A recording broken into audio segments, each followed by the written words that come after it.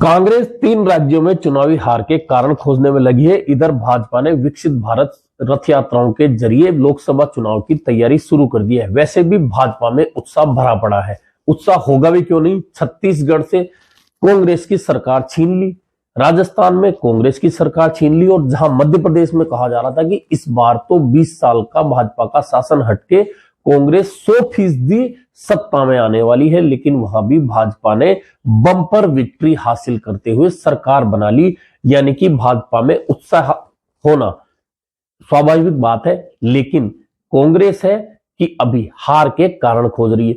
और कांग्रेस के नेता उसी तरह का व्यवहार कर रहे हैं जैसे कि कबूतर बिल्ली को देखकर आंख बंद कर लेता है। हार के कारण पहले से नजर आ रहे थे, सभी जगह स्थितियां स्पष्ट थी, लेकिन कांग्रेस के नेता मानने को तैयार नहीं थे। लेकिन जब हार हो गई तब कहते हैं कि हम हार के कारण ढूंढेंगे, समीक्षा करेंगे। समीक्षा उस बात की होती है जो गलती से काम हो, लेकिन जानबूझकर अगर आप चुनाव हार रहे हैं, सब कुछ आपके सामने नजर आ रहा है और फिर भी आप आंखें मूंदे बैठे हैं, कान बंद किए बैठे हैं और गांधी जी के बंदरों का अनुसरण कर रहे हैं, तो फिर गलती किसकी है? फिर समीक्षा कर किसकी रहे हैं?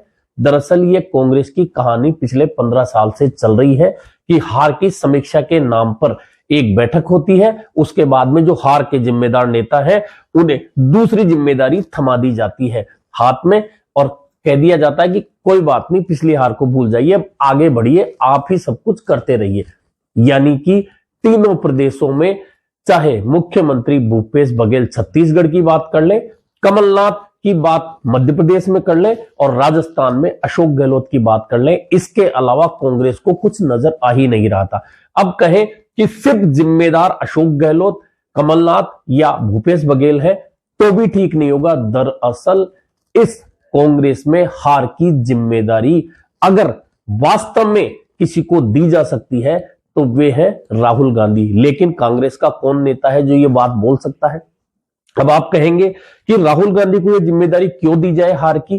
तो यह जिम्मेदारी इसलिए दी जाए कि जब आपकी पार्टी लोकसभा का चुनाव हारती है, आपको जब आमूलचूल परिवर्तन करने थे, तो सबसे पहले आप अपनी जिम्मेदारी से बचकर अध्यक्ष पद से इस्तीफा देकर साइडलाइन हो जाते हैं। और यदि साइडलाइन आप हो ही गए थे और आपने कहा था कि गांधी परिवार से अब कोई अध्यक्ष नहीं बनेगा और मल्लिकार्जुन खड़गे को अध्यक्ष बना दिया जाता है, तो फिर वे क्या कारण थे कि हर फैसले में राहुल गांधी ही इन्वॉल्व हो, राहुल गांधी जो कहे वही फैसला हो, और वह फैसले क्यों नहीं हो जो कि सामूहिक थे।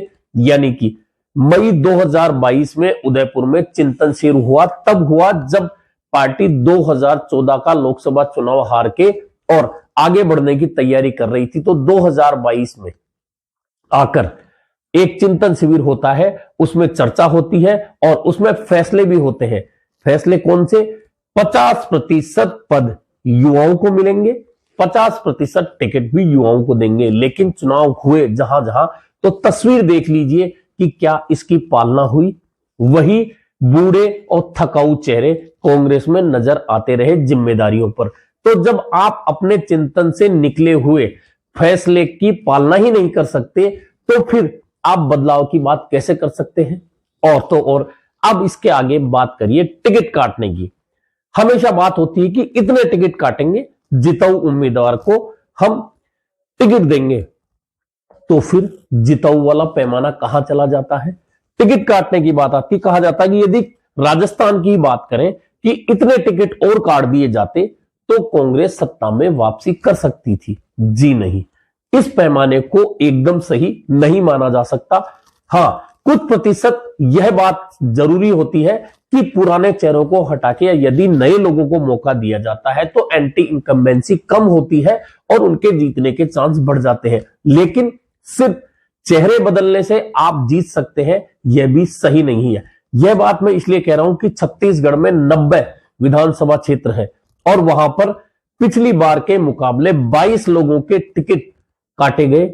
यानी कि यह बहुत बड़ा, कम से कम 30% नए चेहरे, यानी कि पुराने चेहरों को हटाकर 22 टिकट नए लोगों को दिए गए। लेकिन इसके बावजूद छत्तीसगढ़ जैसे छोटे प्रदेश में भी कांग्रेस को सत्ता से हाथ धोना पड़ा, जहां की भाजपा नजर भी नहीं आ रही थी। किसी को यकीन नहीं था कि भाजपा वहां सत्ता में आ सकती। इसके बावजूद टिकट बदलने के कारण भी कांग्रेस जीत नहीं पाई। ऐसे में सिर्फ राजस्थान के लिए कहा जाए कि यदि 40 टिकट, 50 टिकट, 35 टिकट और काट दिए जाते तो कांग्रेस सत्ता में लौट आती। दरअसल कारण यह नहीं है। कारण यह है, जब राहुल गांधी भारत जोड़ो यात्रा को लेकर आए थे और उस दिन जयपुर में एक प्रेस कॉन्फ्रेंस थी, तो याद दिलाता हूं, मैंने एक सवाल किया था 25 सितंबर को जो घटना हुई थी समानांतर विधायक दल की, उसके लिए 3 लोगों को नोटिस दिए गए थे, 3 नेताओं को। तो मेरा सवाल था राहुल गांधी से कि आपने 3 लोगों को नोटिस दे दिए, समानांतर बैठक हो गई, आपके पर्यवेक्षकों को रात तक इंतजार करना पड़ा, विधायक नहीं आए, विधायक दल की बैठक नहीं हो पाई, आपने 3 लोगों को नोटिस दे दी, लेकिन 80 दिन बाद भी उन नोटिसों पर कोई कार्रवाई नहीं हुई। तो जवाब सुनिए, राहुल गांधी ने कहा था कि नहीं, इसमें असमंजस जैसी कोई बात नहीं है, कांग्रेस में ऐसी छोटी मोटी बातें होती रहती हैं, और आप अगर कंट्रोवर्सी चाहते हैं तो आपको कंट्रोवर्सी के लिए कुछ बता देता हूं ताकि आपका अखबार बिके। यानी कि समानांतर विधायक दल की बैठक होना, उसके बाद विधायकों का इस्तीफा देने विधानसभा अध्यक्ष के घर जाना, और उसके बाद 3 नेताओं को नोटिस देना। यानी कि राहुल गांधी के लिए अगर इतनी बड़ी घटना जो देश में पहली बार हुई थी कांग्रेस के इतिहास में कि समानांतर विधायक दल की बैठक हुई, पर्यवेक्षकों को खाली हाथ लौटना पड़ा, उस घटना को राहुल गांधी ने छोटी मोटी घटना बता दिया था। हालांकि राहुल गांधी ने पहली बार ऐसा कोई जवाब नहीं दिया। राहुल गांधी का इतिहास रहा है, दिल्ली अधिवेशन को याद कीजिए, दिल्ली अधिवेशन में राहुल गांधी ने बहुत बढ़ चढ़कर एक भाषण दिया था और उसमें तालियां बटोरी थी कि मैं कांग्रेस में पैराशूटर को नहीं आने दूंगा, और पैराशूटर कोई आएगा तो पैराशूट की धागे काट दूंगा ताकि वह धड़ाम से गिरे, और उस पर खूब तालियां बटोरी थी। लेकिन याद कीजिए राहुल गांधी ने कितने पैराशूटर के धागे काटे या फिर पैराशूटरों को तवज्जो मिली। यानी कि राहुल गांधी कभी अपनी बात पर ठहरे ही नहीं है। ऐसे में अब यह कारण आप समझ गए होंगे कि राहुल गांधी हार के लिए क्यों जिम्मेदार है। दरअसल मल्लिकार्जुन खड़गे को कांग्रेस का अध्यक्ष तो बना दिया गया, लेकिन क्या मल्लिकार्जुन खड़गे अपनी मर्जी से एक भी फैसला पार्टी में ले सकते हैं? टिकट वितरण की बात लीजिए, जब बैठकें होती थी, फोटो आती थी, वीडियो आते थे, सवाल जवाब आते थे, तो कहा जाता था राहुल गांधी फला पर गुस्सा हुए, राहुल गांधी ने यह सवाल उठाया, राहुल गांधी ने वह सवाल उठाया, राहुल गांधी ने ऐसा कहा, राहुल गांधी ने वैसा कहा। आखिरकार क्या उस बैठक में राहुल गांधी ही जिम्मेदार थे, जबकि अध्यक्षता उस बैठक की पार्टी अध्यक्ष मल्लिकार्जुन खड़गे कर रहे थे। इसके बावजूद गुस्सा भी राहुल गांधी होते हैं, सवाल भी राहुल गांधी उठाते हैं, जबकि ऐसा कांग्रेस अध्यक्ष मल्लिकार्जुन खड़गे को करना चाहिए था, लेकिन ऐसा नहीं हुआ। कुल मिलाकर बहुत साफ है कि एक छाया बना दी गई मल्लिकार्जुन खड़गे को सामने लाकर, लेकिन फैसले पहले से लेकर अंत तक करने राहुल गांधी को है, गांधी परिवार को है। और गांधी परिवार में भी प्रियंका गांधी कुछ फैसलों में थोड़ा बहुत हिस्सेदार हो सकती है, सोनिया गांधी तो आजकल बिल्कुल नहीं है। जो फैसला होगा वह राहुल गांधी करेंगे और उसे कांग्रेस आगे बढ़ाएगी। यह पार्टी की स्थिति है। और राजस्थान की बात मैं बार बार इसलिए कर रहा हूं कि राजस्थान में सारे कारण स्पष्ट नजर आ रहे थे। क्यों आ रहे थे? कि मुख्यमंत्री अशोक गहलोत ने जहां कार्यकर्ताओं को मौका देना चाहिए था, वहां 15 से ज्यादा अधिकारियों को आईएएस और आईपीएस रिटायर होने के साथ ही उन्हें एक नियुक्ति पत्र मिलता था कि आप फला आयोग के अध्यक्ष हैं, आप फला बोर्ड के अध्यक्ष हैं, आप मेरे सलाहकार हैं।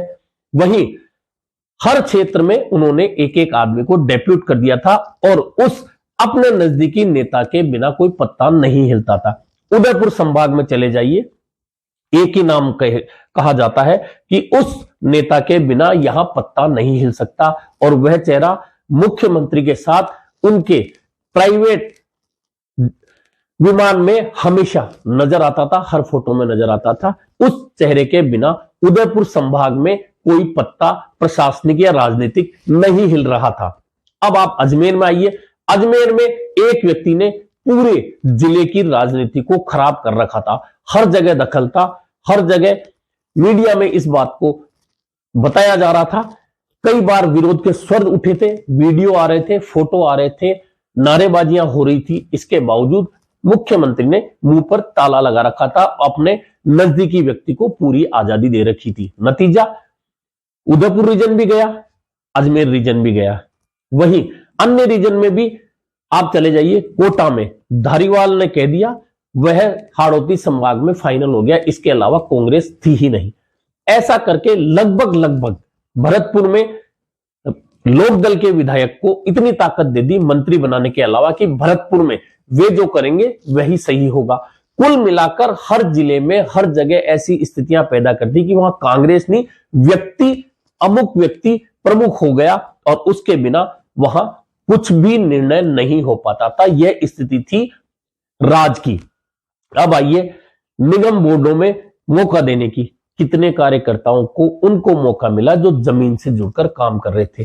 वही लोग जो कि हमेशा से सरकार के नजदीक नजर आते हैं, सरकार चली जाती है तो संगठन के नजदीक आते हैं। उन्हीं लोगों को बार बार घुमा फिरा के बार बार उन्हीं को निगम बोर्ड का अध्यक्ष बना दिया गया। हां, कुछ नए भी लोग बने जिन्हें मौका मिला, अच्छी बात थी, लेकिन अधिकांश चेहरे वही थे जो कि सत्तार संगठन में हमेशा से पिछले 20-25 साल से चले आ रहे हैं। क्या यह कारण काफी नहीं था? जब राजस्थान में 2020 में बगावत हुई तो क्या राहुल गांधी उस वक्त इन स्थितियों को नहीं संभाल सकते थे? उसके बाद में 25 सितंबर का घटनाक्रम हुआ, उस वक्त भी स्थितियों को नहीं संभाला जा सकता था। और तो और जब टिकट वितरण की बात आई तो साफ दिख रहा था कि एक हाथ में सब कुछ थमा दिया गया है, यानी कि मुख्यमंत्री अशोक गहलोत के हाथ में सब कुछ दे दिया गया है। वे जो कर रहे थे उन्हीं के अनुसार हो रहा था। और ना सिर्फ वे कर रहे थे बल्कि पहले उनका बयान आता था और उस बयान के बाद में पार्टी वैसा ही निर्णय करती थी जैसा कि अशोक गहलोत चाहते थे। यह बहुत सारे इसके अलावा भी कारण है, लेकिन इस पर चर्चा बहुत लंबी हो सकती है। कुल मिलाकर कांग्रेस में हार के कारण कितने भी खोजे जाए, लेकिन जब तक राजनीतिक इच्छा शक्ति कांग्रेस में नहीं होगी, खास तौर पर राहुल गांधी में, भले ही मैं फिर कह रहा हूं कि भले ही अध्यक्ष मल्लिकार्जुन खड़गे हो, लेकिन राजनीतिक निर्णय पार्टी में सिर्फ और सिर्फ राहुल गांधी करते हैं। और राहुल गांधी जो निर्णय करते हैं उसे पार्टी सर आंखों पर लेती है। वह निर्णय चाहे गलत ही हो, वह चाहे राजस्थान का मामला हो, वह चाहे मध्य प्रदेश का मामला हो, वह छत्तीसगढ़ का हो, या पार्टी के अंदर अन्य तरह के मामले हो, पार्टी कभी भी निर्णायक स्थिति में नहीं पहुंचती। जैसा कि मैंने कहा, उदयपुर चिंतन शिविर की बात कर लीजिए, और उसके बाद में रायपुर अधिवेशन इसी साल फरवरी में हुआ था। उसमें जो निर्णय हुए, क्या उनकी पालना हो गई?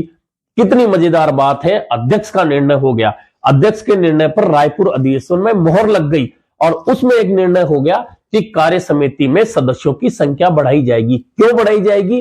क्योंकि पुराने लोग जगह नहीं छोड़ना चाहते, नए लोगों को लीजिए लेकिन हमारी जगह बची रहे, इसलिए कार्य समिति को बड़ी कर दीजिए। वह निर्णय हो गया, लेकिन फरवरी से आज दिसंबर चल रहा है, आज तक निर्णय नहीं हो पाया कि कांग्रेस को आखिरकार करना क्या है। क्या कार्य समिति में उसी अनुपात में, चिंतन शिविर के अनुपात में युवाओं को मौका मिला है? देख लीजिए, अधिकांश वही चेहरे हैं जो हमेशा वहां जमे रहते हैं। कुछ लोगों को जरूर नयों को मौका दिया गया है। इसके अलावा कांग्रेस अध्यक्ष का चुनाव हुए कितना टाइम हो गया, लेकिन आज तक पार्टी अपनी कार्यकारिणी नहीं बना पाई है। और अब जब 5 महीने बाद चुनाव होने हैं, तब तक पार्टी यह देख रही है कि भाजपा से गलती हो और हम चुनाव जीत जाए, हमें कुछ नहीं करना। बस यही कहानी है। इसलिए समीक्षा के नाम पर पार्टी में बैठकों का दौर चलता है, लेकिन समीक्षा के बाद में जब बदलाव की बात आती है तो वही बात कि बिल्ली को देखकर कबूतर आंखें मूंद लेता है। कांग्रेस की स्थिति यही है, और जब तक यह स्थिति नहीं बदलेगी, कांग्रेस ऐसी कई हार झेलने के लिए तैयार रहेगी, ऐसा लगता है फिलहाल।